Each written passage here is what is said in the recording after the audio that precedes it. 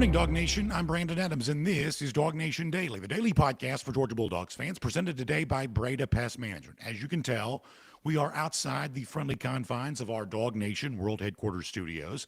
I am broadcasting from my home today, but we're going to do the same great show. At least I hope you think it's great. We're going to do our best. How about that? The same show we always deliver. Davin Bellamy stops by. Mike Griffith, reaction to the college football playoff top 25. There's more SEC coaching rumors out there. We're going to touch on a lot of that. There is really a lot happening in college football, and it's fun to, as it all plays out, realize that Georgia is on its ascent, rising in those college football playoff top 25 rankings last night, and maybe a whole lot more before it's all said and done. So we're going to talk about all of that here today. Going to be a fun show. I'll even explain why it is that we're broadcasting from home. We are glad to have you with us for. Oh, yeah, by the way, you're also going to love this in a minute, too.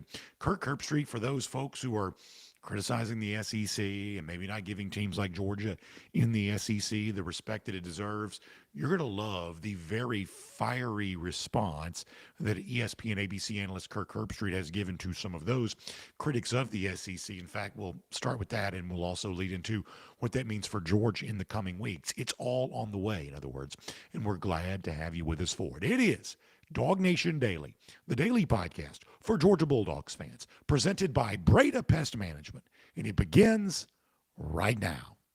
Today's episode of DawgNation Daily is brought to you by Breda Pest Management. They handle bugs and critters. Presented by DawgNation.com, this is DawgNation Daily, the daily podcast for Georgia Bulldogs fans. Here's your host, Brandon Adams. Coming up in a couple of minutes, what if I told you there was something pretty important that Georgia is better at this year than its two most recent national championship seasons? I think you'll like this. We'll get to that here coming up in a moment. Prior to that, if you're watching on video, you can recognize and see that we are at home today. The plan is to be at home today, Thursday, and Friday of this week. We're having a little work done in our studio, always looking to upgrade, always looking to, I don't know, take care of little bells and whistles and things like that. So there's some network stuff. The honest truth is, you could explain this to me like I'm a 5-year-old and I still wouldn't understand, but network-wise, there's some stuff that's got to be taken care of. So they just said, BA, just stay at home and we'll do that work, and then you can come back on Monday, and I pretty much do what I'm told. So we're going to be here today, tomorrow, and Friday.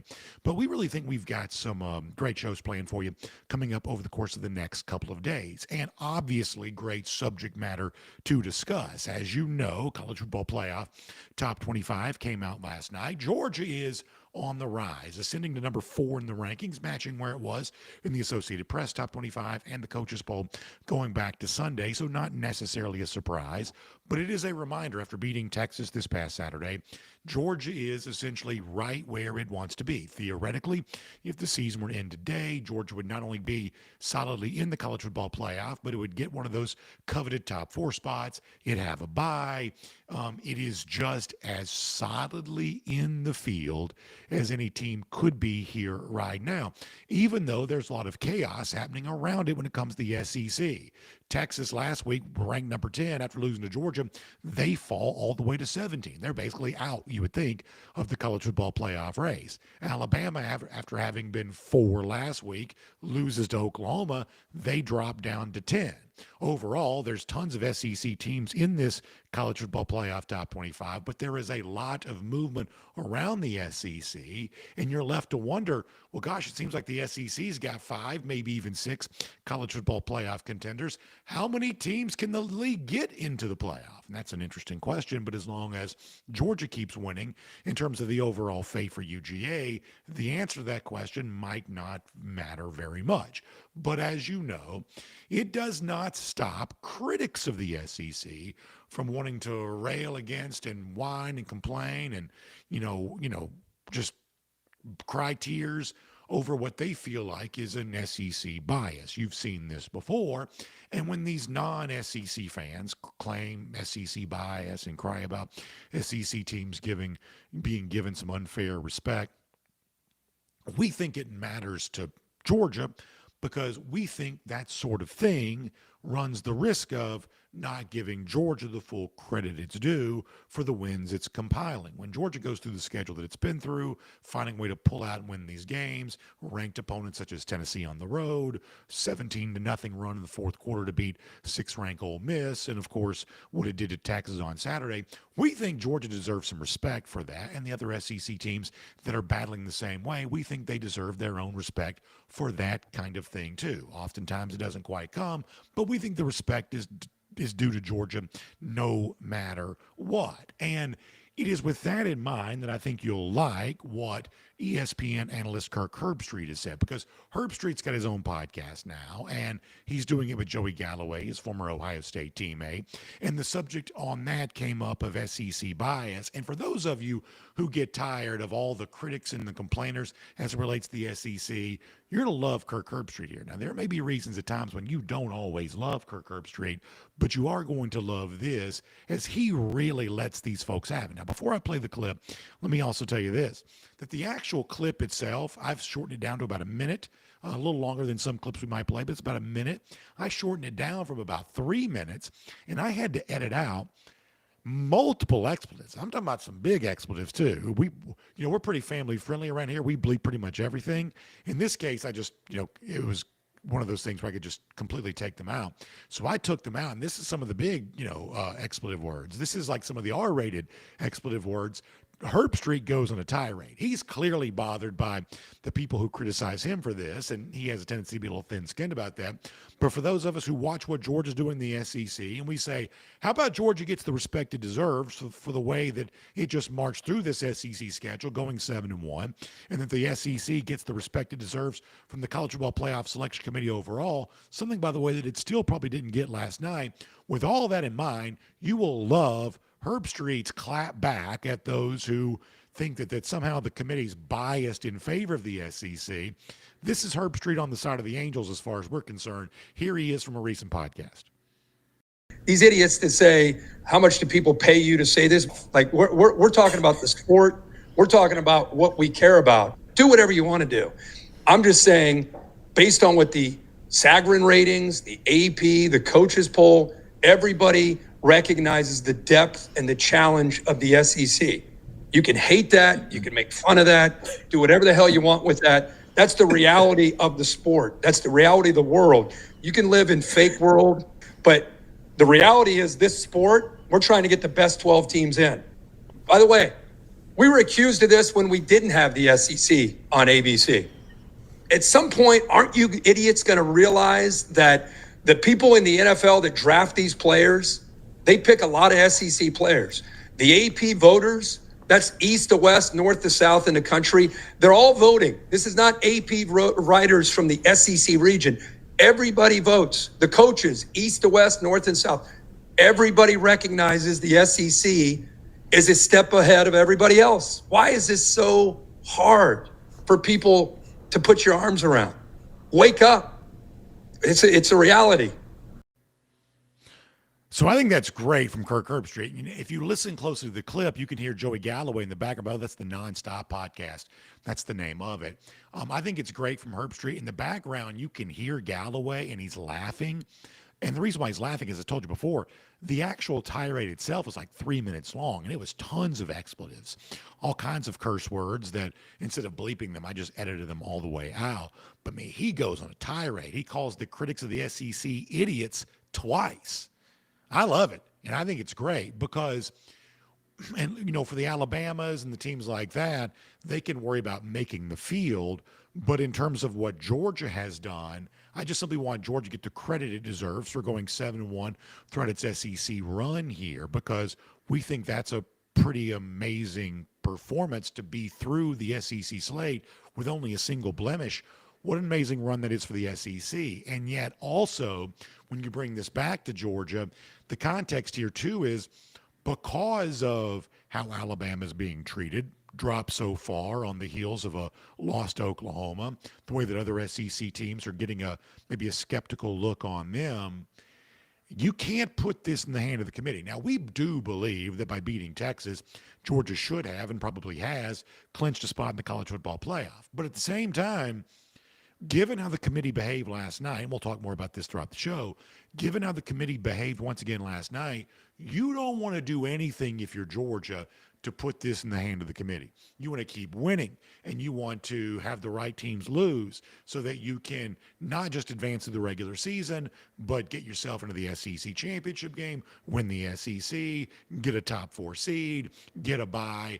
Don't give the committee any chance to make any kind of evaluation of you, because once again, they are proving completely incapable of doing anything other than marveling at win-loss records and being impressed by stats compiled against lesser competition. Even last night with Hunter Yurchek is now the committee chairman in place of the, we'll call him embattled Mack Rhodes, going through some stuff there at Baylor, his day job. All they seem capable of doing is saying, well, look at the stats, look at the blowout wins, and look at the whatever, without any real attempt to look at the competition being played. And that sort of evaluation is always going to be working against the SEC for the rigorous schedules that it plays. So if you're Georgia, you don't want to get messed up in any of that if you can possibly help it. Now, the good news is Kirby Smart seems to understand that. He is not worried about any of the stuff going on with the periphery. He doesn't know what's going to happen for Georgia beyond Game 12. And to hear him say it this week, doesn't really care. Their focus is solely on the Niners of Charlotte. This is what Kirby Smart said about that this week. No, it's not a difficult position. It's we're worried about Charlotte, right? So we're focused on them. We're getting ready for those guys. That's who we'll prepare for.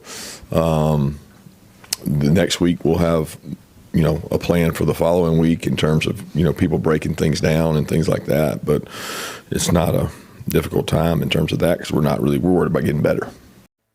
I think that's exactly what you would expect Kirby Smart to say.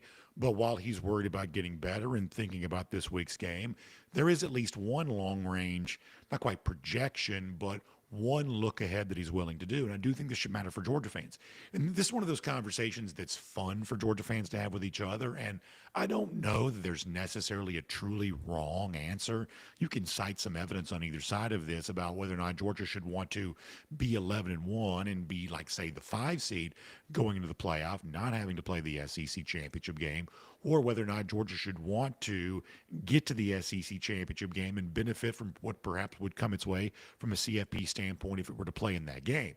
I have been of the belief that it's better for Georgia not only to keep winning, but to have the right series of events occur that also allow Georgia to be in Atlanta for all the reasons I just mentioned. I don't want to give the committee any chance to make any evaluation of Georgia, because for as much as it seems like Georgia's riding high right now and that Georgia's ascendant at the moment, if Georgia were to, shudder the thought, heaven forbid, but if Georgia were to trip up against Georgia Tech, and Tech is at least a ranked opponent, Tech has played Georgia well the last couple of years, if Georgia were to trip up against Georgia Tech, and now it's a 10-2 team, I mean, look at how Alabama was treated last night. Look at how other teams from that 4, 5, 6 pecking order of the SEC are treated. You don't want to give the committee a chance to put you in that muddy middle that includes whatever they're trying to do with Notre Dame and whatever they might do with Miami and wherever Vanderbilt fits into all of this. You don't want to be in that group at all. So I think if you're Georgia, not only do you want to keep winning, of course, but as we've been saying now for a couple of weeks, you also want the right teams to lose, whether that be A&M to Texas or Alabama to Auburn or the weird series of events that would have to occur for Georgia to get the tiebreaker over Alabama and Ole Miss without Alabama losing, which there is a scenario out there for that. You want all of that to play out, or one of those scenarios to play out, because I think, given how crazy this committee behaves, you want to be in the SEC championship if you can be. You want to control your own fate, your own destiny, if you possibly can. There is a reasonable argument on the other side of that, but it's worth knowing that that is not a belief that Kirby Smart shares. When questioned about that by a reporter this week, Smart made it very clear that if he can be in Atlanta for the SEC championship, essentially playing in Mercedes-Benz Stadium back-to-back games, that is exactly what he wants to do, and this is what Kirby Smart said. My objective is to win every game we play. So where does that put us? Puts us in that game, right? So there would be no way I would ever look at not playing in that game. We can't do that. We've got to look at the opportunity to go play and win a conference championship that has eluded more programs and has been as rare to win in some cases as a national championship. And that philosophically, I mean, I'm a kid that grew up in the SEC footwork and thinks that that's one of the key ingredients, most important games. To talk about the future and what it holds, I can't even speculate what that holds. And to talk about the way our coaches look at it, regardless of how they look at it, how are they going to perform on the field on Saturdays? They're going to go perform to win, which puts you in that game. So I think what Kirby's doing there, he's actually making a couple of different arguments. I want to see if I can separate these out here just for a moment. On the one hand, Smart talks about the tradition and the value of an SEC championship from that standpoint. And in a roundabout way, I'm sort of glad that Kirby still believes that, because I think that certainly matters to me a little bit. But I think it's important to note that for me on this discussion right now, with Georgia ranked fourth last night and looking ahead to what might come, when I talk about the value of playing and then winning the SEC championship, I'm not talking about just the significance of the conference title, even though I do like conference championships. And I had as much fun beating Texas last December, watching Georgia do that, as I've had with any of the wins that UGA has gotten in recent years. In this case, though, I'm talking about this solely from the what benefits you from a college football playoff standpoint. And I do believe winning in Atlanta benefits Georgia that way. The other thing that Kirby says is, hey, listen, my goal is just to keep on winning. And I think what Kirby's saying is, in a roundabout way, I don't want to overcomplicate this. It's almost like to use a completely different thing, if you're in professional sports, NBA, NFL, if your team's bad enough at the end of the season, some teams and some fans are almost thinking, well, maybe we want our team to lose, and maybe we want them to tank for a better draft pick or be so bad that the coach gets fired, or there's all these mental gymnastics you can do with yourself. And I think a lot of times that sort of thing is overrated. I don't know that moving up in the draft necessarily gives you a much better draft pick than just making a good pick wherever you happen to be slotted might. Sometimes in sports, it's better just to not overcomplicate things and do too much in the way of mental gymnastics about, well, what if this happened? What if that happens? Kirby says, I just want good things to happen for Georgia. I want us to keep winning. I want the right teams to keep losing or to lose, and I want to keep moving up the pecking order. I think that's exactly the right way for this to be. And it's also interesting to see that the Georgia players themselves seem to be occupying a similar mindset. I thought that Oscar Delp, who, my gosh, what a great senior he is, and at some point this week we got to talk about all these great seniors who are getting ready to, at least for the last scheduled time, play a game at Sanford Stadium on Saturday. I think Oscar Delp also articulated the value of an SEC championship game. Why it was big for Georgia to win that a year ago, why they hope to be back again on Saturday, a couple of Saturdays from now. It seems like pretty clearly, even as Georgia rises these playoff rankings, even though it does not have to necessarily be in Atlanta, that is still where this team wants to be. Kirby Smart said it, and Oscar Delp said something similarly about the value of an SEC championship for the team that he saw win it last year. He talked about that earlier this week. The SEC championship is one of I think, the most impressive games to play in the country. I mean, I think the SEC is the best conference in the country, and to be able to play in that game is super special. I mean, I think it's one of the most watched games across the country as well. It's a special thing to be able to go there and play that really physical game every year, and it's just exciting. And when you can go there and do the stuff that we did, it kind of just lets you know what you're capable of achieving. But I mean, that team last year that won is a different team than this year. So when I hear Oscar Delp say that, I'm glad to have him articulate the message as clearly as he does. It makes me proud of the fact that Georgia won that game a year ago. It makes me excited to think that Georgia might get a chance to play in that game once again this season. And frankly, to bring it back to where we started, it makes me thankful that Kirk Herbstreit, who's not an SEC guy, would want to stand up and defend the SEC. What we do down here is just different. It just is. It's a better brand of football with better players, with more passionate fan bases. To use the phrase that's been used now ad nauseum, it does just mean more. And Big Ten fans and ACC fans and Big 12 fans, to the extent they exist, they hate that, but it's true. And Kirk Herbstreit called anybody who doesn't believe that, he called him an idiot twice in the clip we heard earlier. And I'm thankful to have him say that. So here we are with Georgia for now, exactly where it wants to be. It's ranked number 4 in the playoff rankings last night with a chance to hold on to that bye. But if it really wants to get the extra week off, if it really wants to get the most advantageous spot when the college football playoff begins, A, it needs to keep winning, of course. B, it probably needs a little help to get itself to Atlanta and win that SEC championship. And if Georgia really is looking at one of those top 4 seeds in a first-round bye, then its path to another national championship here in this Kirby Smart era, that may be the clearest way to get there. My name's Brandon Adams, and this is DawgNation Daily podcast for Georgia Bulldogs fans, presented today by Breda Pest Management. What a great privilege it is to be with you here today, broadcasting from my home, video, radio, Athens Sports Radio 960 The Ref, podcast, wherever you find them, including the world-famous DawgNation.com. Just so happy to be here and so happy to have you as a part of the program today. And one of the things that I love about being home is the fact that the home that you're seeing right now is protected, bug, critter-free, no termites, thankfully. I can knock on the walls over here.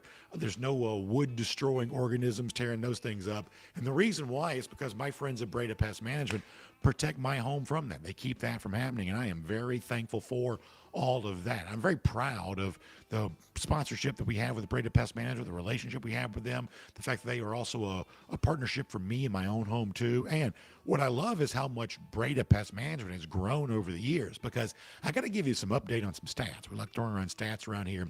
How about the fact that Breda's even bigger and more successful now than they were before? 190 employees now, 165 vehicles. And I see these vehicles, these trucks, the great Breda logo with the sun shining. I see them all over the place, and I see them out there serving you too. So many of the folks in our audience have said, BA, I listened to you, I trusted them, and they're taking good care of me. And the fact that so many of you would do this makes me really happy. And look, I don't want to steer you wrong either. So the fact that Breda, and Matt's the guy that listens to the show, our buddy Matt Breda is a part of what we do around here. The fact that he and his colleagues take such good care of the audience, I appreciate them for doing that, because frankly, I'm going to look like an idiot if I'm telling you to trust Breda Pest Management for your termite protection, your bug and critter, pest control stuff, and they don't take good care of you. I look bad on that, but Breda never makes me look bad. I'm thankful for that. So I want you to find them online. It's BredaPest.com, BREDA, BredaPest.com for more on that. That's BREDA, BredaPest.com for more on that today. We are so happy to have Breda Pest Management as a part of DawgNation Daily. We're happy to have all of you here today, too. Let me give you an update on exactly what's going to happen on the show today. Before we're done, we got to do more with the college football playoff rankings. Thankfully, Georgia wasn't really a part of the drama last night. There was some drama, though. I think it does lead us to some questions about what might come next in these rankings, and hopefully Georgia just stays steer of it. It's kind of like if you like to watch NASCAR, there's like a big wreck, and the good drivers just have to drive through the wreck, and they don't slow down to run the risk of getting hit by some of the shrapnel or the spinning cars. They know how to drive through it, go fast, and get to a green light and get back to clean air again. They know how to do that.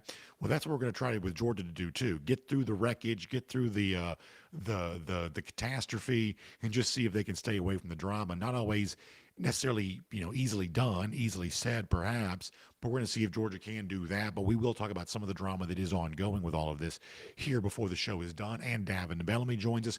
Great day to have Davin part of the show, because my goodness, this Georgia defense showed out on Saturday against Texas in a way that we really have not seen it do all season long. We'll talk to Davin Bellamy about that in a moment. But prior to that, let's go around the doghouse here today, presented today by our friends at Georgia Farm Bureau. And I said this off the top of the show. What if I told you that there is something that this Georgia team right now is doing even better than its last 2 national championship teams? And we think about the standard of 2021 and 2022, and oftentimes we say, hey, you can't compare this team to 2021, 2022. No one will ever be compared to that again. I mean, in all of college football, we think of Georgia as being among the last of the super teams, and now we are in a non-super team era, and everything is just not quite as dominant as it once was. But there's a pretty important statistical category in which Georgia's actually outpacing what it did in those 2 championship team for those 2 championship teams in 2021 and 2022. What it is doing is it is scoring touchdowns in the red zone better than it did even back then. And for what it's worth, far better than it used to in the early days of the Kirby Smart era. If you want to look at one of the ways in which Georgia is showing pretty dramatic improvement over the course of time of Kirby Smart being a coach, they are just cashing in on red zone possessions far better than they used to. And one of the best ways to do that is percentage of red zone trips that result in touchdowns. And this is one of those things, and this is one of the reasons we have a problem with the College Football Playoff Selection Committee. The selection committee has a tendency to look at total stats, compiled yards and things like that, compiled points, more so than pace-adjusted stats. And that's a pretty bad way to evaluate football teams, because if you play really fast, you may score a lot of points, compile a lot of yards, but it doesn't necessarily tell me as a team how dominant you are. Georgia likes to play complementary football. So Georgia is never going to fare quite as well when it comes to total red zone trips and total points scored in the red zone, because Georgia by choice just doesn't play as fast as a lot of other teams do. Georgia wants to control the game, which means control the clock, which means keep an opponent at bay. We saw Texas go darn near an hour without touching the football. That's the way that Georgia chooses to play.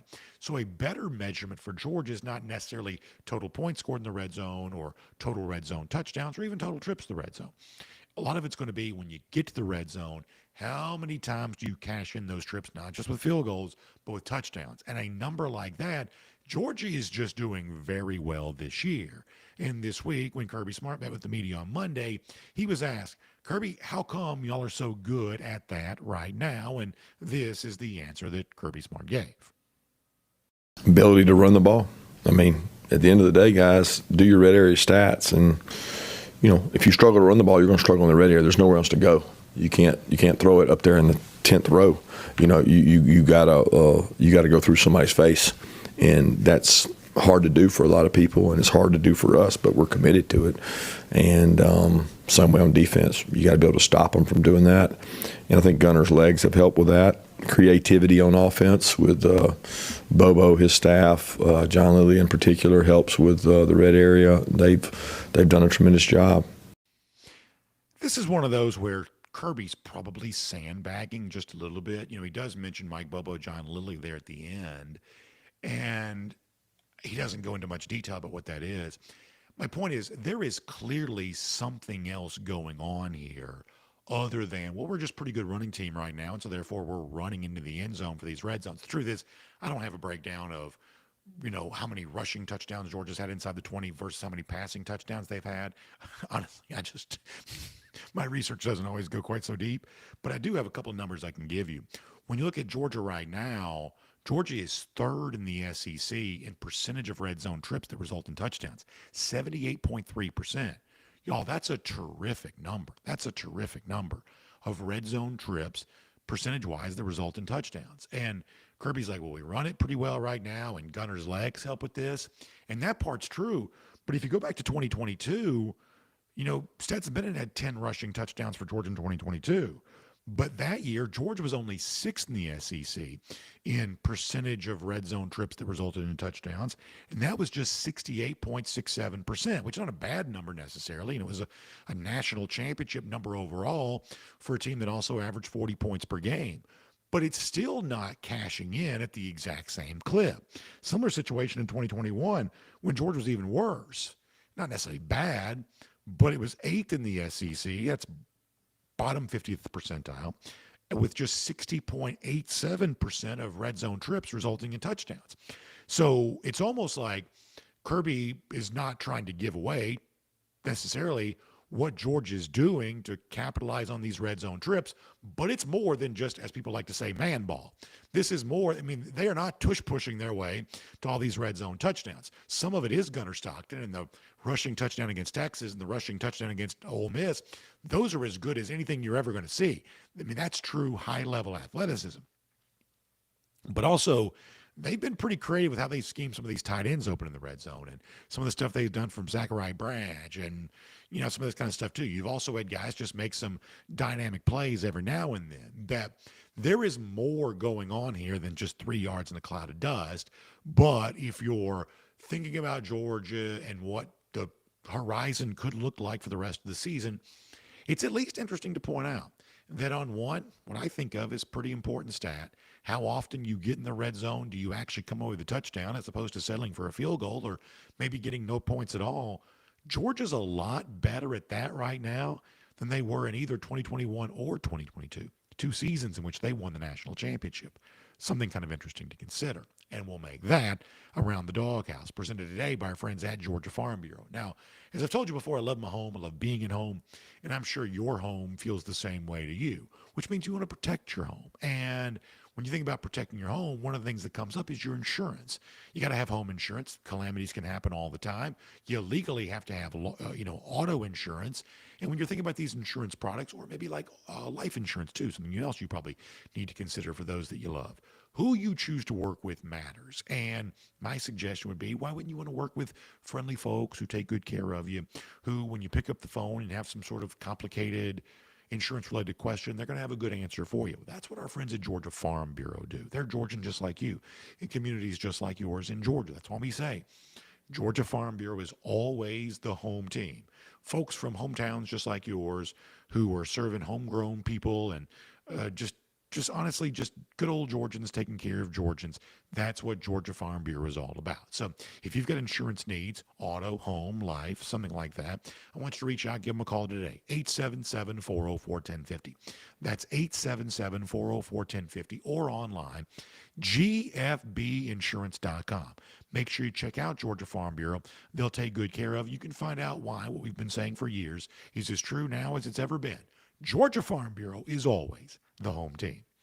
All right, before we're done, another one of our homegrown products, Davin Bellamy, going to stop by. We'll talk to him about a dominant performance, a very impressive showing for the Georgia defense against Texas. And we'll get into some of these college football playoff rankings as well, including the drama below Georgia in last night's CFP Top 25. But for now, on what's next for Georgia and a bunch of crazy stuff happening around the SEC, let's cover all of that and more with Mike Griffith today, here on DawgNation Daily, presented by Breda Pest Management. From Athens and across the SEC or wherever the recruiting trail may lead, here's a DawgNation.com insider. Happy to have Mike Griffith as part of the program today. A lot to talk to Mike Griffith about as Georgia moves up to number 4 in the college football playoff top 25 last night, occupying the spot previously held by Alabama, fresh off a big win against Texas on Saturday. You know, Mike, all of this can change at any moment. Kirby says it all the time. Humility is just one day away. And clearly, on the other side of Charlotte, there's some big games looming for Georgia, not the least of which the in-state rival against Georgia Tech. And before it's all said and done, we'll get there. But for the moment, evaluating what has recently happened for Georgia, it clearly seems the conversation has changed. That suddenly Georgia, after some real adversity and some challenging games and some moments when I think a lot of us weren't quite so sure what we'd see for Georgia, boy, it seems like they're in a pretty good spot here right now, coming off that game against Texas and with the outlook that's in front of it here right now. How about Georgia seemingly, if you want to call it, peaking at the right time here in this stretch run for the season? Yeah, there's no doubt. I thought the Texas game was a complete performance. I thought the Bulldogs obviously played really well on offense and defense, put it all together. You mentioned peaking at the right time. I'm almost wondering if they're peaking too soon. But my goodness, every week Georgia seems to play better and better. And you know, Texas, BA, I'm looking at these stats, and you know, I'm going to play college football playoff committee with you. You brought up in the earlier segment about how this college football playoff selection committee wants to look at everything in its totality. And are they going to look at the Ohio State-Texas game? I think you had the tweet, imagine sweating out a win against Texas. And I reflect on Ohio State's win over Texas, 14-7. And I look deeper in the numbers. My goodness, Texas outgained Ohio State 336-203. I mean, they lost on the scoreboard, but clearly were Ohio State's match on the field in Ohio State Stadium. Now, the playoff selection committee might say, well, you know, Ohio State's gotten better as the years progress. Well, guess what? So is Georgia. Georgia was a team with a lot of young players and a new quarterback, just like the Ohio State. That is the marquee out-of-conference win for the Big Ten. That is what is propping up Ohio State is number 1 and Indiana is number 2 and Texas A&M 3 instead of higher ranked. They're presupposing that the Big Ten is a superior conference than the SEC. I mean, look a little further down. We see Oregon at number 7 ahead of Alabama at number 10. Now, we're all friends of Dan Lanning. We all, I think if there's a team that people in Georgia root for, it's probably the Oregon Ducks because of Dan Lanning and the relationship that he had with the University of Georgia. But there's no way in heck that Oregon or Notre Dame should be ranked ahead of Alabama based on resume. But again, it goes to that baseline, that presupposition that the Big Ten is a superior conference. There's no evidence of that. That's an issue. Now, Georgia at number 4, it looks really good. It sounds really good. We see the Dogs with Charlotte and Georgia Tech on the schedule. We know 80% of Mercedes-Benz Stadium is going to be wearing red and black. Good move there, Georgia Tech. Hope it's worth it for you in the end. But point being, I'm not convinced, Brandon, that Georgia, if they win out and don't play in the SEC championship game, that they would hold that 4 spot over Texas Tech. Now, if you look at Georgia's resume against Texas Tech right now, you go, well, what are you talking about? Who's Texas Tech beat? They lost to Arizona State. Let's look closer. Did you notice last night in the CFP selection committee's top 25 that Houston is back in the top 25, a Big 12 team that Texas Tech beat handily on the road? That Arizona State, the team that beat Texas Tech, is suddenly in the top 25. Texas Tech's resume grew stronger as a result of those teams making an entrance into the top 25. Georgia's resume grew weaker with Alabama's loss and the Crimson Tide falling to number 10. Now, I would hate to think that Georgia could beat Charlotte by 45 points and drop in the rankings, while Texas Tech beats West Virginia probably by 3 touchdowns. But it was just 2 of these rankings ago that we saw Ole Miss beat the Citadel 49-0, and Texas Tech jumped them. And you might say, well, that's not going to happen. What about next week? Well, let's say Georgia plays a close game with Georgia Tech, wins, and Texas Tech wins. And then Texas Tech plays in the Big 12 championship game, and Georgia's not in the SEC championship game. We know there's recency bias. We've seen it work for Georgia. We've seen it work against Georgia. I could see the College Football Playoff Selection Committee moving Texas Tech ahead of Georgia in the final set of rankings, even if the Bulldogs were to win their last 2 games. I agree with that. I completely agree with that. I thought that Connor Riley on our video last night, when we reacted in the moment to the playoff rankings, said it pretty well. He said the one place that Georgia will not finish is 4th. They may be better than 4th. They may be worse than 4th, but they're not finishing 4th. If Georgia goes 11-1 and gets no help and just watches conference championship game Saturday on TV, they are not likely to finish 4th. And what is eventually going to happen, assuming that Texas Tech continues to win, it's going to get the bump for being the conference champion. We see that happen all the time. And the committee always explains it the same way. Well, right now, we're not evaluating these teams as conference champions, but once you do, we give a little extra deference to a conference champion. They've said that. In fact, that's one of the few things they have said almost every year. They continue to say that. So if Georgia goes 11-1, doesn't make the SEC championship game, it's not getting one of the 4 byes, because there's a very good chance. I guess if Ohio State were to lose to Michigan, there's maybe at least some chance there. But assuming that Ohio State and Indiana keep winning, I don't believe they're going to punish the loser of the Big Ten title game for only losing a conference championship game, because last year we didn't see any of that kind of thing. And I do believe that Texas Tech would occupy one of the 4 byes, which leaves one for the SEC champion. So I think the byes matter. I do think you probably want one. I think they only matter to a slight degree, but I think you'd probably rather have it than not.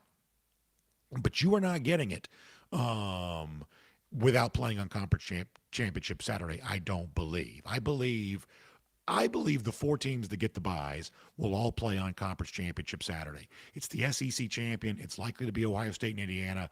And assuming there's not an upset in the Big 12, it's also likely to be Texas Tech. Now, the flip side of that is you say, well, BA, if you play the home game, and don't play the SEC championship game, it's still the same number of games. And to a certain extent, that's true, I guess. But the difference is the SEC championship is not an elimination game, whereas the first round of the playoff would be an elimination game, even if you're a big favorite. There's still a slight difference there. But this is one of the reasons why there are some fans who argue that you don't necessarily need to play for the SEC championship. I am kind of still of a similar mind of Kirby Smart.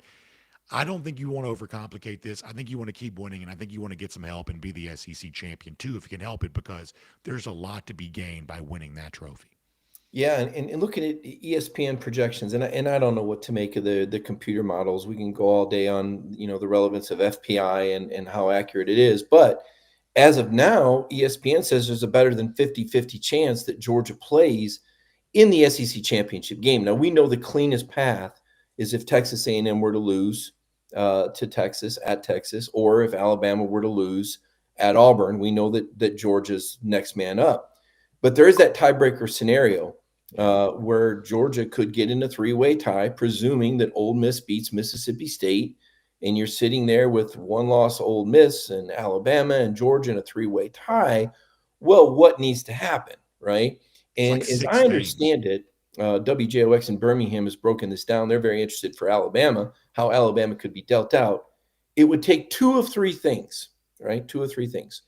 One of those possible things would be Kentucky beating Vanderbilt. Another of the two or three possible things would be Florida beating Tennessee.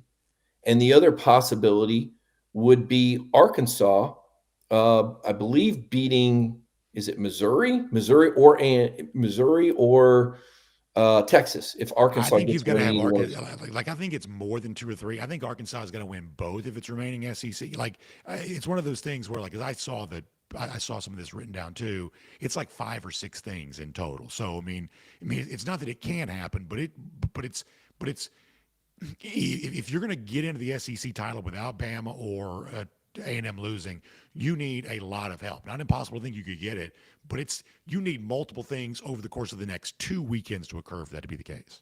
Yeah. So from what I understand, it's those programs are the ones in question that would affect Alabama's schedule. It's Kentucky over Vandy, right? Because Alabama beat Vanderbilt. It's Florida over Tennessee because Alabama's got to win over Tennessee, and then of course Arkansas and their remaining games. And I guess that's why ESPN's saying there's a better than 50% chance that Georgia gets in. And actually, the most likely scenario, according to ESPN computers, is a Georgia-Alabama SEC championship game. Now, it's all got to play out. It's all numbers. It's all projections. And we can suppose and wonder and speculate what's best for Georgia. But you're right. Kirby's got it in mind. Look, just play the games in front of you.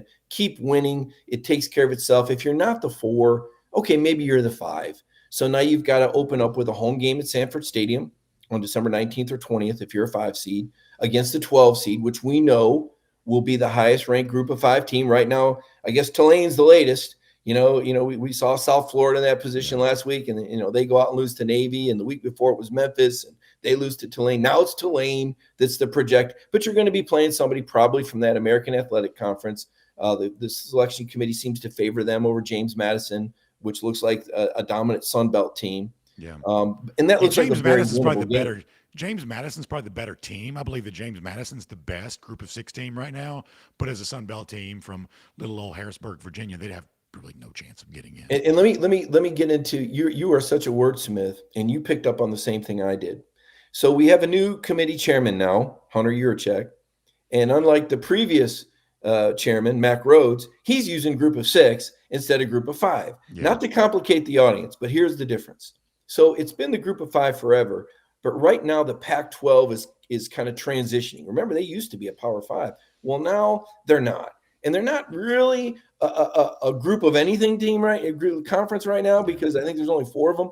But eventually they'll have more members, and it will technically become the Group of 6. So when you hear Group of 5 and Group of 6, those things are interchangeable. BA is just on the latest terminology that was used last night for the first time. I'm like, oh, look at this, new chairman, new reference point. Group of 5, Group of 6, same deal. It's those conferences that aren't the Power 4. Just to clarify that, because I saw that and I'm like, how do I write this? I don't want to confuse everybody because it's Group of 5 terminology in the brackets, but the chairman's using Group of 6. But I just wanted to make that point. I know we've got a very informed audience, and they pay very close attention to details, as you do, as you've introduced Group of 6 to us today. So that's the explanation. It is the same thing. Group of 6 also includes the Pac-12, which remains somewhat irrelevant this year.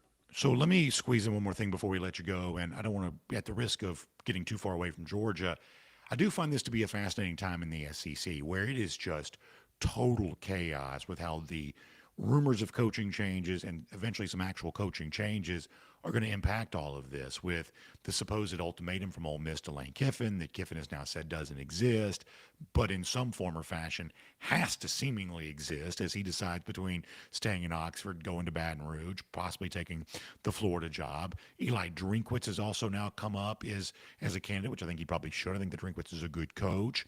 There's also the potential for more frustrations. Desmond Howard had a weird thing about Steve Sarkisian this week. The Texas athletic director Chris Del Conte has denied.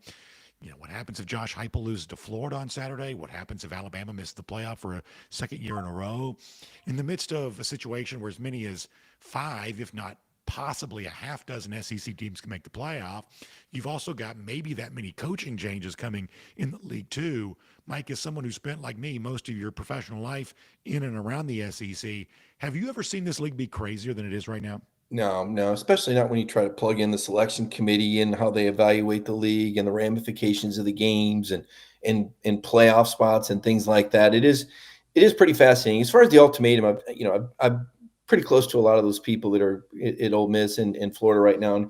And technically, there's not an ultimatum. You've nailed it, though.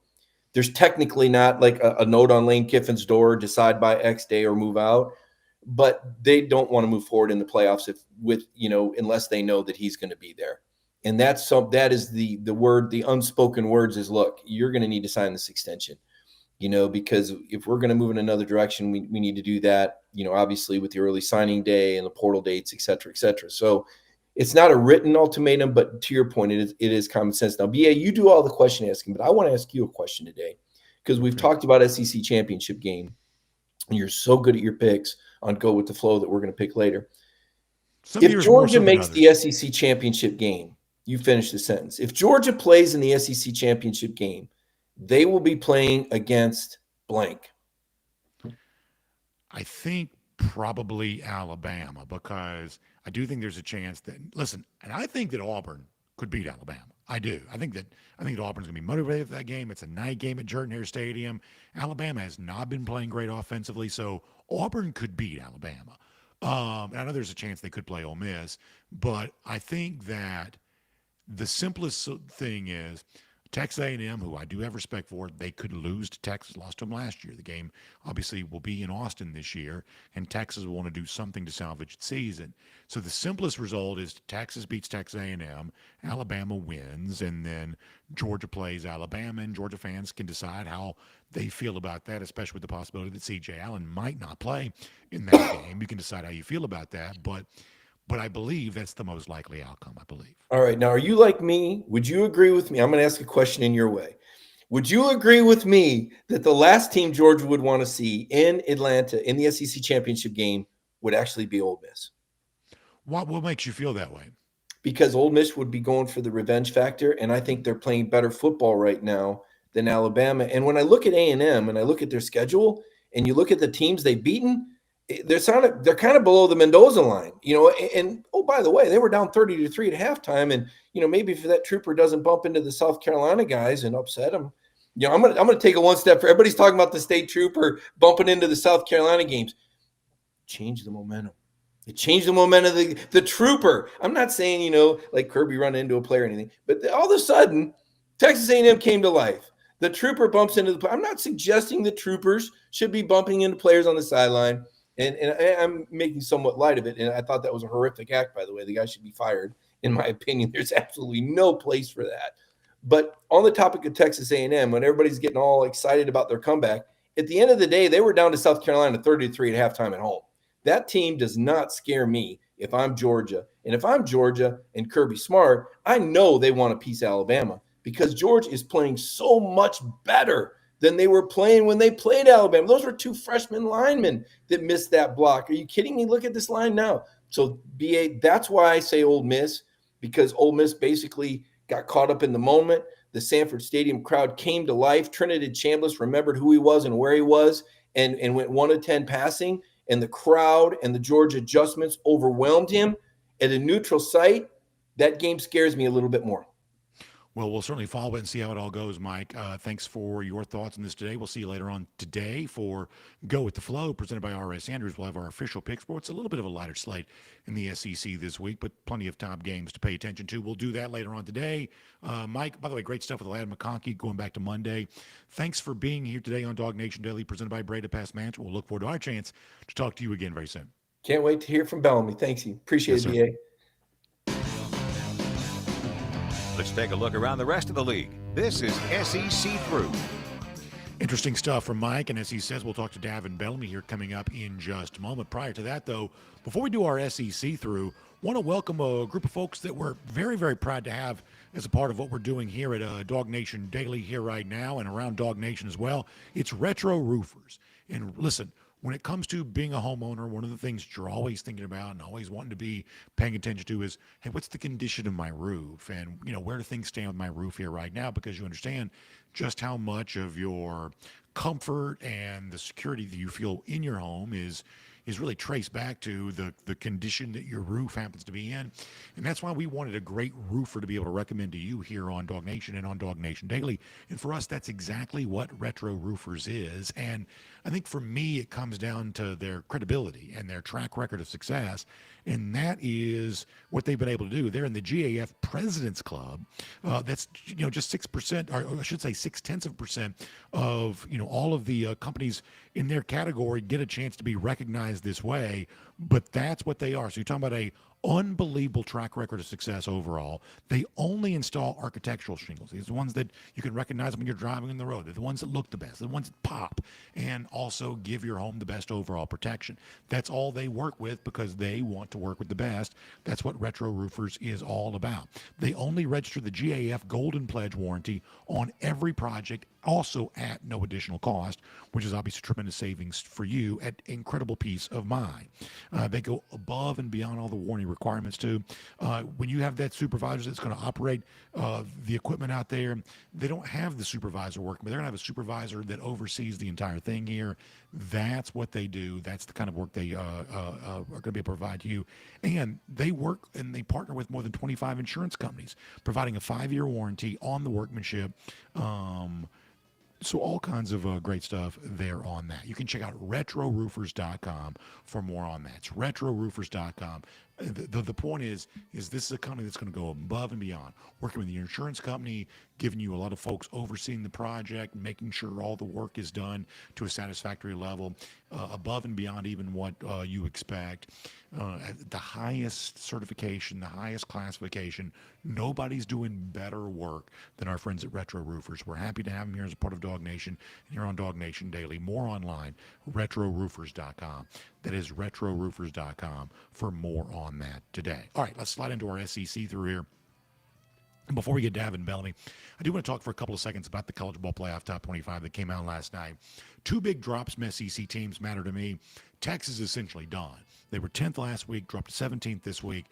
Even with a win against Texas A&M, it seems like the committee was sending a message to the Longhorns last night that it will not be in the college football playoff as a 9-3 team. And that's probably fair, although good luck getting any team in the SEC to want to schedule a big out-of-conference game again, because Texas, had it played McNeese State against instead of Ohio State, if it's 10-2 right now, probably facing a completely different conversation. And this is always going to be the problem the committee faces. What you incentivize, you will get more of. And what the committee is incentivizing is more blowout games against lesser competition. Last night, citing that in the case of Utah. Look at their margin of victory. Yeah, but look at who they're playing. Alabama, by comparison, and I'm no Alabama fan, there's plenty of Alabama shows, they can make their own case for their own team. But Alabama earlier this season had a stretch of 4 consecutive wins against ranked opponents. And yet last night, Alabama being ranked below a team such as Notre Dame, what was the reason cited? Yeah, but look who they lost to. And admittedly, losing to Florida State's not a good loss. It's not. But in the overall discussion, do you want to evaluate college football teams by what they did or what they didn't do? I think you get a better version of the sport when you incentivize good performances in big games. You want more of that. And in addition to what we think the SEC does better talent, better games, look at the overall TV ratings here. More than 10 million people watching Bama, Oklahoma, more than 10 million people watching Georgia, Texas. My thought would be the committee ought to want more of that kind of competition in those kinds of games. But that's not the way they discussed this. Even last night, while mentioning, like, say, a one-loss Oregon team, haven't played very many, impressive games, don't really have a signature win, but you got Hunter Yurachek. And by the way, if you ever want to know how insignificant it is to be an SEC AD or anything like that, listen to a guy like this. Elevated committee chairman immediately begins towing the company line, immediately begins speaking like the blob, of previous commissioners would speak, talking about, yeah, but they're in the top 10 in some of the statistical categories we care about. As if that matters when you haven't beaten anybody of note. I just think it's really, really interesting to listen to when the College Football Playoff Selection Committee talks, how different what they say sounds from the regular football conversations that college football fans are having all over the place. It's just a completely different kind of discussion. It's one of the reasons why we think the committee deliberations and the committee conversation about college football really serves to make the sport a little bit worse, whereas what happens on these fall Saturdays, it's never been more entertaining. It only gets messed up when the committee starts talking about it. If you want to ask the question of, well, how many teams could the SEC really get in? First of all, we hope this is irrelevant for Georgia. We hope Georgia remains near the top. But if it trips up, if it were to lose to Tech, it puts itself in the same crowded situation that the rest of this league is in right now. You're looking at a scenario where you might get 5, but the 5th of those teams would be Alabama. Alabama with the chance of being 10-2. What happens if it makes the SEC championship and then loses there? That becomes a really interesting conflict for the committee. A, we've never seen a 3-loss team make the playoff before. B, going back to last year as a precedent and a guide, we didn't see anybody punished for losing in a conference championship Saturday. One of those two things would have to give with Alabama as the possible 5th of 5 teams in the SEC. It is going to get very interesting to see how this committee treats this league. And as I've said repeatedly, if you're Georgia, you hope you stay out of that fray and you keep winning and you don't give the committee a chance to make any kind of evaluation about you. And for now, we'll make that your SEC through. And here on DawgNation Daily, presented by Breda Pest Management, what a great day to be talking to Davin Bellamy after a great win for Georgia against Texas. We're a little late getting to Davin, so we'll jump to that here right now.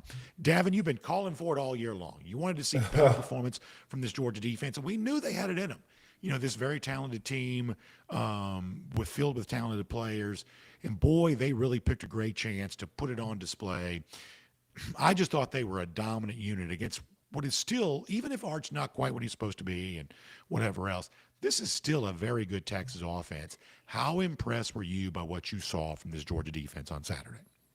Man, I was very impressed, man. I mean, the game plan, for Texas was just done, perfectly. If you can't get them on the ground, like we spoke about on Thursday was, just keep him in the pocket. A lot of his big plays are him, extending plays, finding guys downfield. And I know a lot of people, talked about his last 2 games that he threw for, 300 plus yards, but a lot of those were, get the ball out quick and let the wide receiver do majority of the work.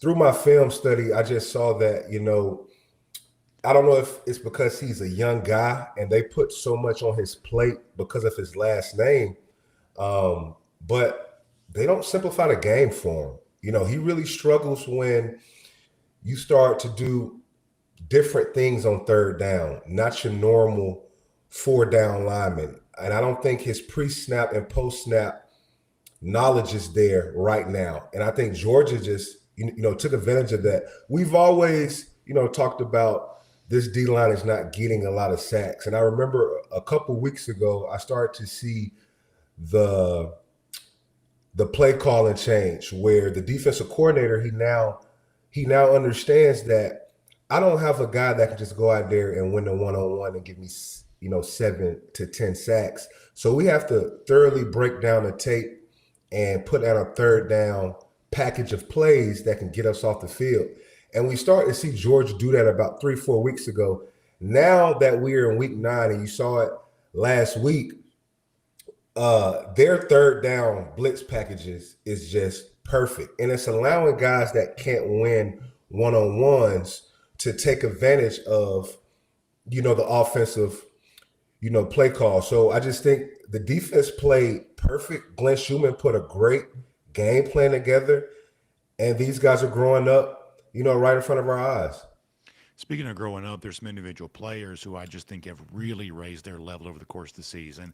I think about Quintavious Johnson, who had a sack on Saturday. Gabe Harris, who had a sack on Saturday.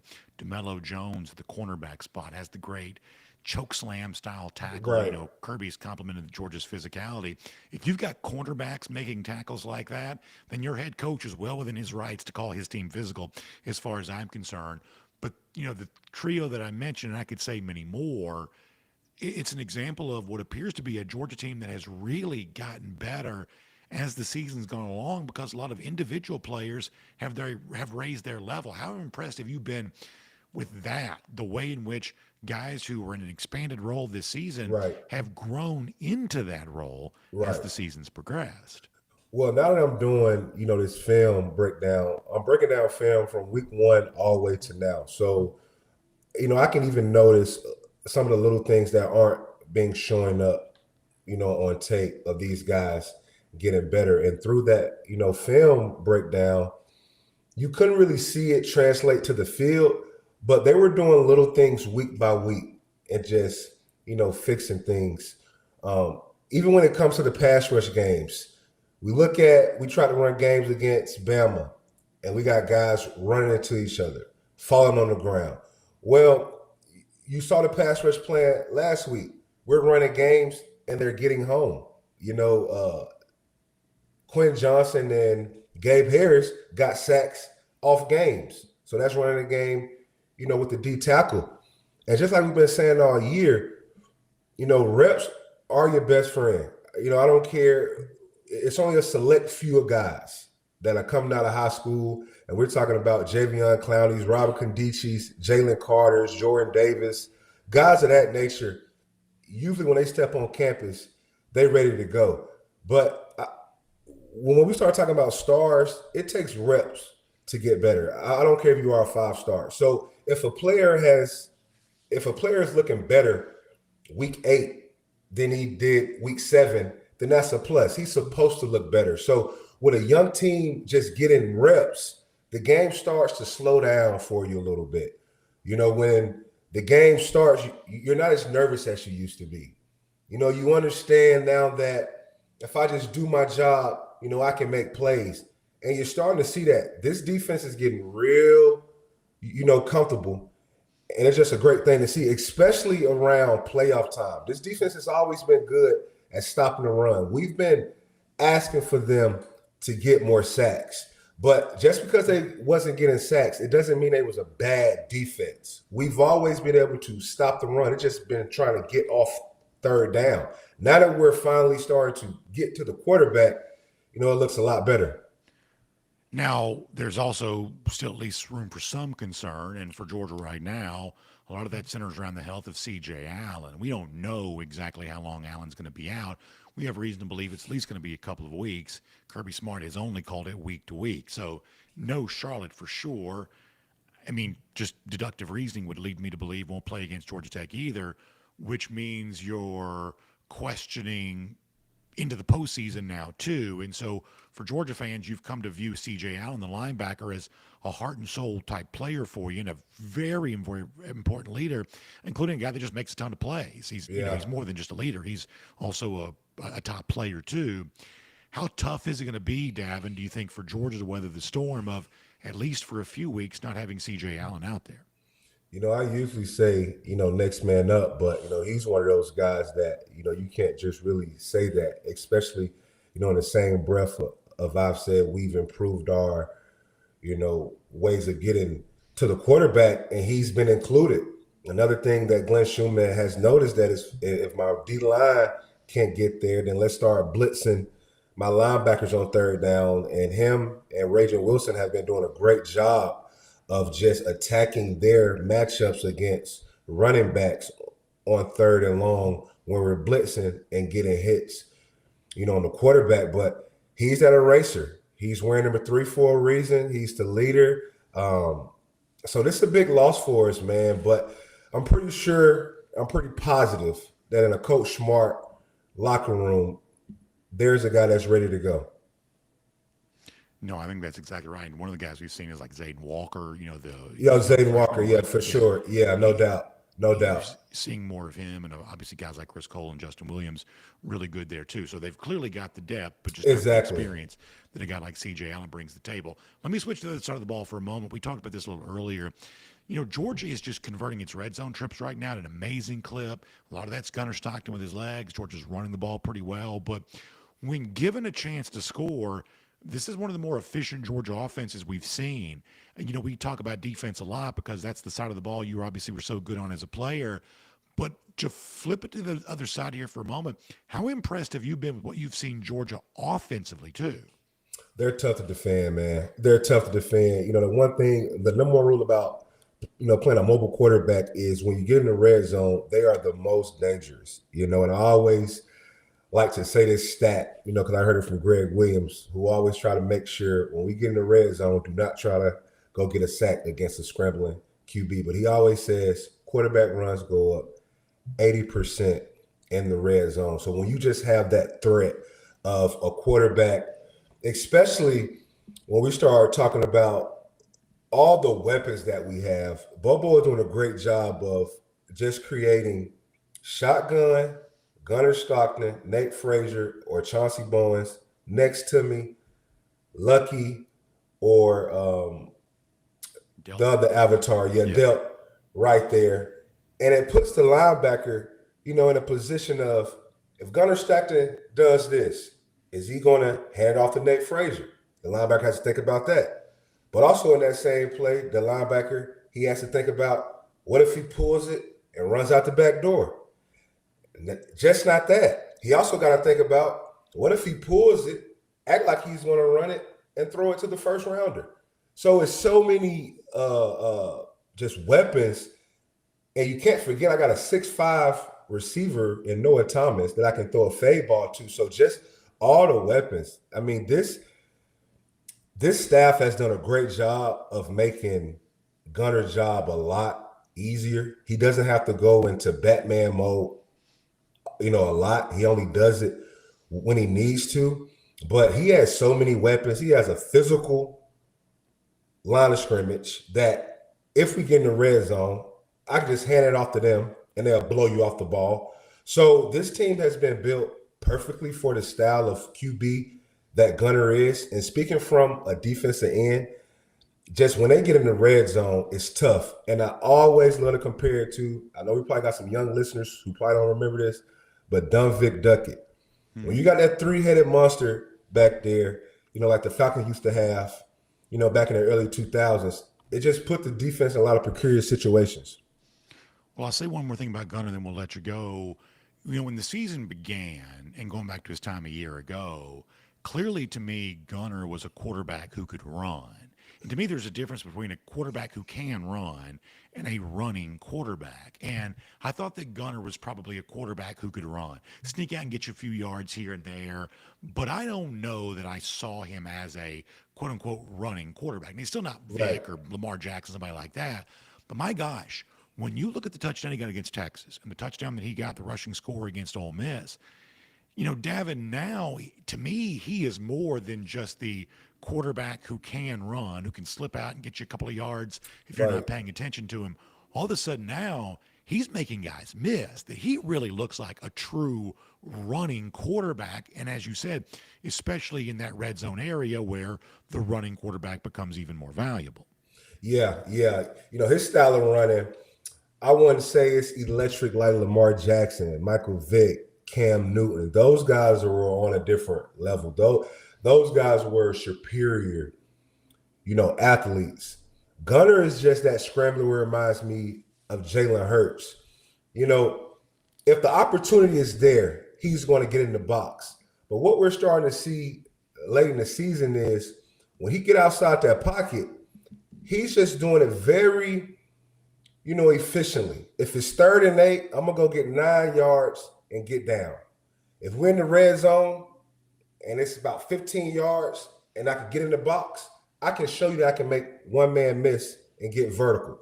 So he's just picking his spots very well, and it reminds me of Jalen Hurts. You know, when you start having those dynamic running, you know, QBs, it's almost like a gift and a curse. Because a guy like Lamar Jackson or Michael Vick, they may scramble, get the first down, but then try to turn it into a touchdown. Now somebody coming from behind and knocking the ball out. Or they're taking hits and they don't last the full season. He's doing just what Jalen Hurts does. 3rd and 8, go get the first down, slide before anybody can get a hit on you. That is way more frustrating to a defense because it's a death by 1,000 cuts. But he also shows you, if we get in that high red area, you know, I can make one man miss, you know, and get in the end zone. This guy's playing unbelievable football. I didn't know that he had all this in his tool belt until I seen the Tennessee game, and I also saw that he can beat you from the pocket. Yeah. And now that we're starting to see it's getting late into the season, this guy's he's not even a one-read run guy, you know, anymore. He's going to his first read, then second read, and now he's taking off in the pocket with his eyes downfield. You know, that touchdown to Noah Thomas, not Texas, you know, but the week before, you know, the guy rolled out, step up in the pocket, deliver a ball. We're seeing a guy where the game is starting to slow down. And he's starting to realize that everything I did in high school, you know, I can do it now. And that's the best thing for, you know, a player. This guy's playing lights out. You know, in my opinion, he's the best QB, you know, in college football. Well, I'll say this too. You know, you make the comparison to Jalen Hurts, and listen, I get how strong Jalen Hurts is, but honestly, I don't think people realize how similarly Gunner is built to Jalen Hurts. They're both about 6'1". Hurts has probably got about 10 pounds on him. And listen, I don't deny Jalen Hurts' lower half, man, he's as strong as maybe any quarterback that we've seen in the NFL.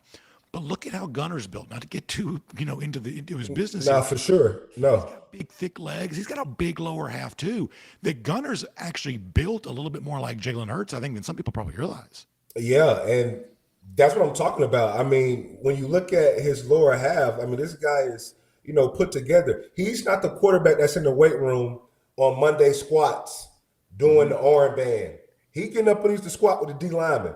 And you can tell that. I mean, because when he gets to the second level, DBs struggle to get him on the ground.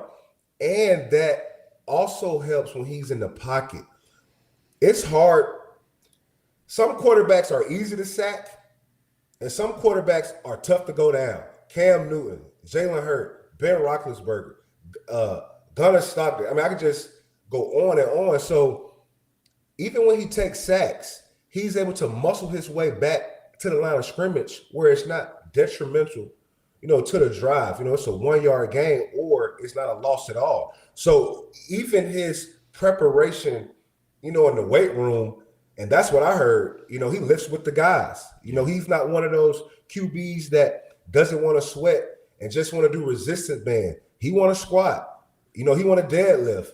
And it's starting to show up because his physicality when he runs the ball, along with our running backs, along with the O-line, it's just a brand of physical football. Yeah. Well, even if my quarterback tucks it, he's looking to run somebody over in the second level. So, I mean, it's just perfect for the team right now. Well put together team. I love it, Davin. Great analysis. Really appreciate that. Always enjoy the conversation with you. Thanks for being here today. And as you said, you're always breaking this stuff down there on social media and your accounts. If people want to find more from you, how can they do so? Davin Bellamy, 17 on IG, One Love Media on YouTube, and Davin Bellamy, 17 on Twitter, man. And I always appreciate it. And go Dogs, baby. Go Dogs, Davin. We'll talk to you soon. All right, baby.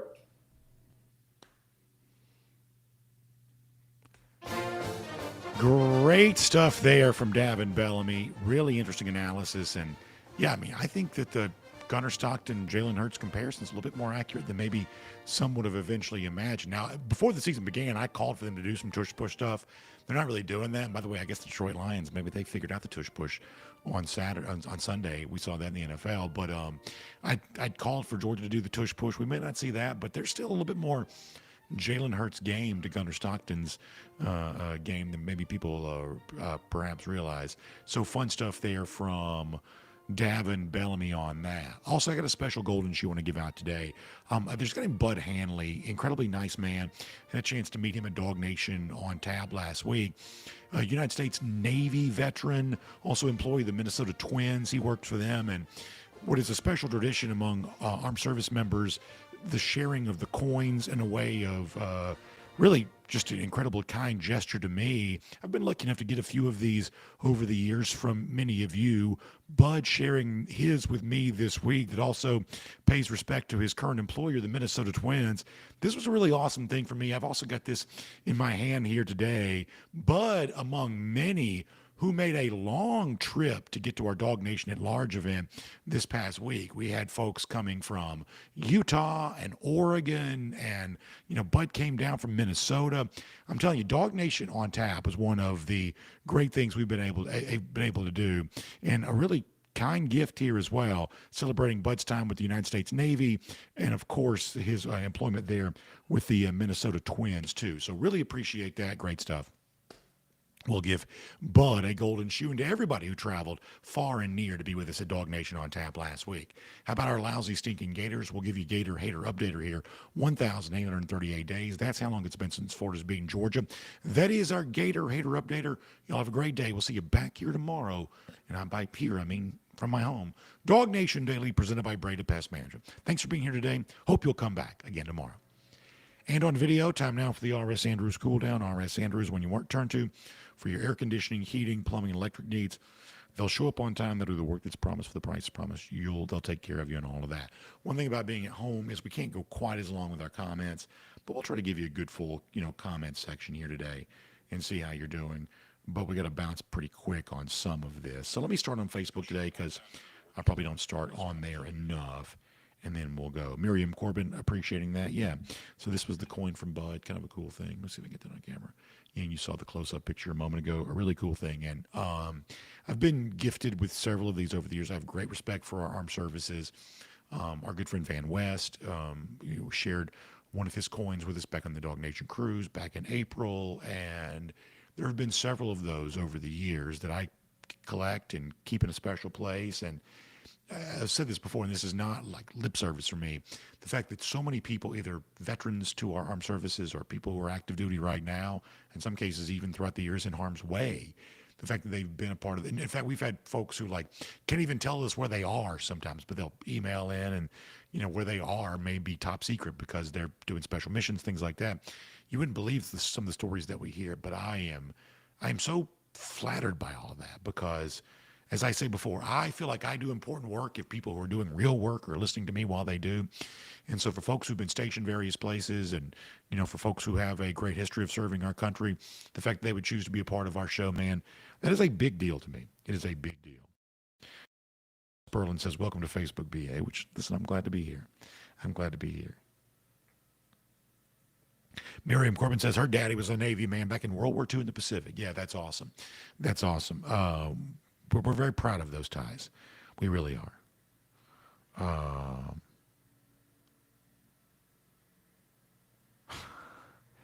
Let's see what else is going on. Miriam Corbin agreed with Davin's take on Gunnar Stockton. You were impressed with him. Archie Hughes says, what team other than us do you think is playing the best football right now? Hottest teams in America, I would say you could have put USC in that category. I think you do. To a certain extent, maybe Texas Tech, but they've obviously, lost more recently than Georgia has. USC definitely jumps to mind for me on that. Miami would like to say that it's playing better in recent weeks. We would say it's probably blowing out, lesser competition, but they'd like to say that. You've got teams like Ohio State and Indiana that have been consistent performers all year long. You do have to give them credit for that. So that's probably my group. The hottest team in America to go along with what Georgia's been is probably USC. Consistent performers all year long have been Ohio State and Indiana. You'll give them credit for that.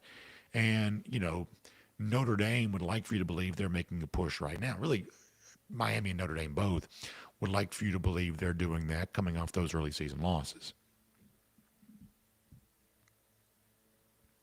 Philip Wells says, live from a Black Ops safe house, it's DawgNation Daily. Yeah, you wouldn't believe over the years, I mean, we've had people say, hey, I can't tell you where I am. I'm not making fun. I'm being serious. I can't tell you where I am, but I just want you to know that before we go out and do so-and-so mission, listen to the show, just really appreciate what you do. They'll even send us pictures, things like that. Like I've gotten pictures over the years of people stationed, Iraq, Afghanistan, places like that.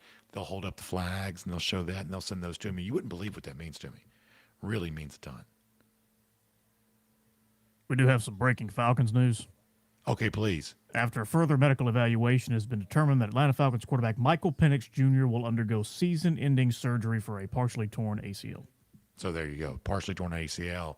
And what that leads me to believe is very good chance, because we're already in November, that you're talking about beginning the season without Michael Penix next year too.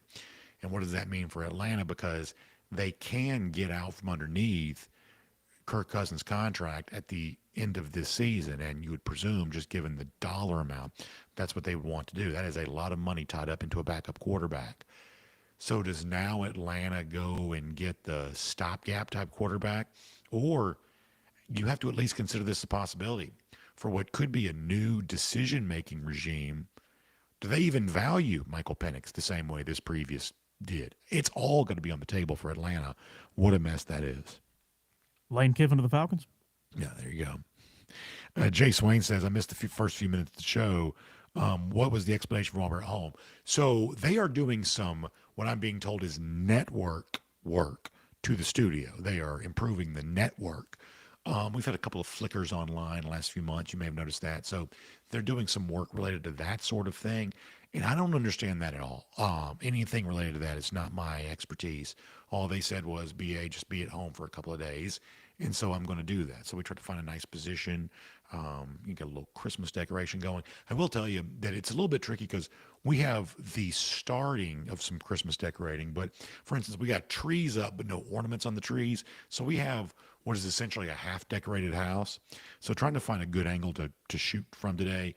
Eventually we're going to have an in-home studio. I don't quite have that set up yet, but eventually we will have that. So we're at home because they're doing some network work to the studio.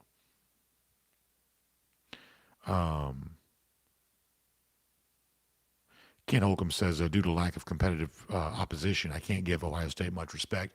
Look, I get the frustration there, and I think there's plenty of places to point that. Honestly, I don't put a lot of that on Ohio State. They went through a terrific run in the playoff a year ago. One of the things that I think best measures the actual performance of college football teams, what you do, say, against top 40 competition as related by the Sagarin ratings, things like that. Ohio State does go win at a Washington, for instance, and they've certainly been winning consistently. I don't have much of a beef with Ohio State. I really don't. Now, did I like stirring the pot with their fans on Saturday night? Yeah, I do. That's just because I'm kind of a troll. But I don't have much of a beef with Ohio State overall. Let me get a few YouTube comments here for a moment. We'll see how they're doing. From YouTube, Al Chandler says his prediction is when it comes to what to do with quarterback, Atlanta will not make the right decision. No, if 40-plus years worth of history is your guide, they probably will not. You are right about that.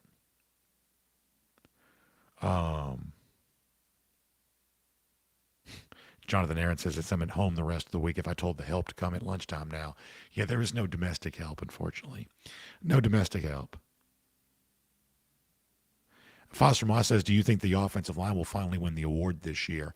I think probably not. They're certainly playing far better now, but I think a lot of that's determined by how you play earlier in the year, and I don't think that Georgia was getting a lot of Joe Moore love earlier this season. So, this is one of those things where there were a couple of Georgia teams, certainly from the national championship past, that I think should have won the award. I think this year there, I'm sure, have been a couple of offensive lines that have probably played a little bit more consistently from beginning the season till now, and they'll probably be the ones that end up winning the award, if I had to guess. Georgia's playing at the right clip right now, but probably not quite the Joe Moore level at the beginning of the season. Jerry Dogfan says, who would win the comment section championship? Oh, between the various chats, I'll never say. Between the various chats, I'll never say. Tyler Puglisi says, it could be worse. You could be a Giants fan like me. Well, I guess even worse than that's probably a Jets fan, right? it seems like they're the biggest mess of all. Spencer Clark says this offensive line was picked to be one of the best this year. It was certainly picked to be far improved over last season, and at various times during the beginning of the season, probably didn't 100% play that way. Trevor Maffetone says, who is Georgia's best pass rusher, in my opinion? I think right now, it's probably, if I had to say, Gabe Harris. But I tell you, Quintavious Johnson's getting better, man. Quintavious Johnson is getting better.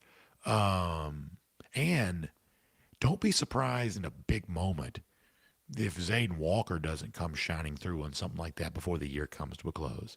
We think he could have a chance there, too. Let's see what else.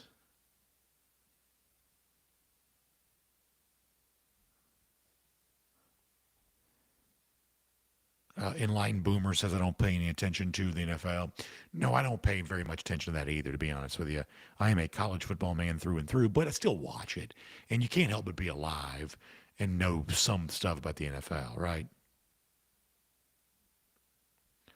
How about this? Speaking of armed service active duty, DSG B84 says, I retire in 11 months from the Navy. I will hit 24 years in July 2026. What an awesome accomplishment. 24 years in the world's greatest Navy. That is amazing. How cool is that? That's very, very cool.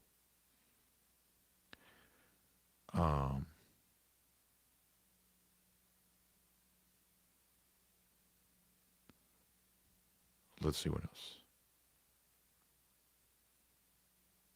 Tyler Puglisi says, what other games are you excited about seeing on Thanksgiving weekend? Well, hey, I always love the Egg Bowl. One of my favorite rivalries.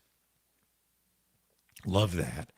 Curious to see if Texas A&M can finally get the win against Texas that it covets. That also has the potential of helping Georgia. Of course, I'll be watching that.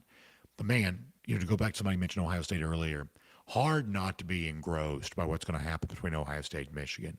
What a showdown that is. I think that people always debate this kind of thing. Would you rather win the national championship or beat your hated rival? Because Ohio State won the national championship last year, as hyperbolic as this sounds, I truly think they'd rather beat Michigan than win the national championship. They are going to have a lot of stakes for that particular game. All right, let me do a couple of comments on DawgNation.com, and then we're going to have to bounce out of here for today. And then we'll see you later on this evening for Go With The Flow.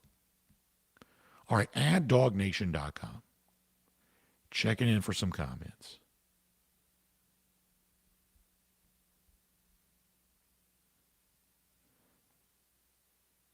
Big Dog Brock checking in. Good to see him. Let's see if I can get in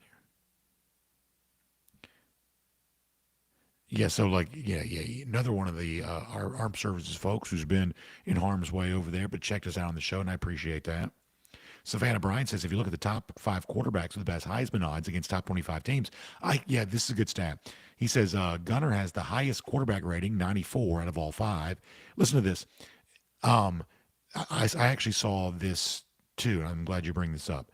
That Gunner had 14 touchdowns in those games against top 25 competition. All the other quarterbacks combined have just 19 in their games against top 25 competition. Very good number, Savannah Bryan. I appreciate that. Very good number. DT also excited about Zayden Walker. Devil Dog says that the offensive line is giving Gunner more time and he's setting his feet more. I think that's probably true. I think physically he's probably benefiting from that. I think his confidence is also benefiting from that too. I think you're right. SEM Dog says, as an old offensive lineman, I'm loving the aggressive nature of our offensive line this year. Opposing defenders' bodies all over the field. Yeah, there's been a lot of that lately. I agree with you. Senior Dog 54 says, I'm most impressed by Gunner Stockton's accuracy. He doesn't make many bad throws. Yet not only does he not make very many bad throws, he's also seemingly turning it loose a lot more too. I had a guy that I really respect, coach, somebody in the sport, tell me that the thing he cares about most about quarterbacks is one of the reasons why I don't make that big of a deal about interceptions sometimes. He says, the thing that I care most about when it comes to a quarterback, Will you and can you throw it into a tight window? And tight windows sometimes result in interceptions. He says, will you, can you throw it into tight windows? And I'm telling you right now, Gunner will do that. He does not mind throwing it into a tight window. And I love that about him. Savannah Bryant says, Davin said it best. The game is slowing down for him. I agree with that. Big Dog Brock says he retired from the Army in 2011, still working with some Department of War contracts overseas. That's awesome. That's awesome. Appreciate you checking in, and be careful on those Department of War contracts as you travel and do that work. That's very serious work too. BA says, any new additions to your home? No, for the most part, we have pretty modest home. We're simple folks. We try to stay simple. We have, listen, I'm very thankful for a comfortable home, but we're pretty modest people overall. All right, we got to get ready to go for right now, but we appreciate you coming into the home today for our R.S. Andrews cool down. And I'm thankful that my home is cool and comfortable, or warm and toasty, whatever the weather might be outside. Thankful we can counterbalance that. And if you want the same thing, trust our friends at R.S. Andrews to help you do that. Heating systems heading towards the winter, plumbing emergencies, electrical issues. With Thanksgiving coming up, you don't want anything ruined or messed up, or a great football weekend messed up because the stuff in your house is not running the way that it's supposed to. Our friends at R.S. Andrews can help you out with that. And they can do it in many cases for you the same day, because after all, the RS stands for rapid service. That's what they're all about. So find out more online, rsandrews.com. That is rsandrews.com. Have a great day. Thanks for being here today on DawgNation Daily, presented by Breda Pest Management. We appreciate you being here, and we hope you'll come back again tomorrow.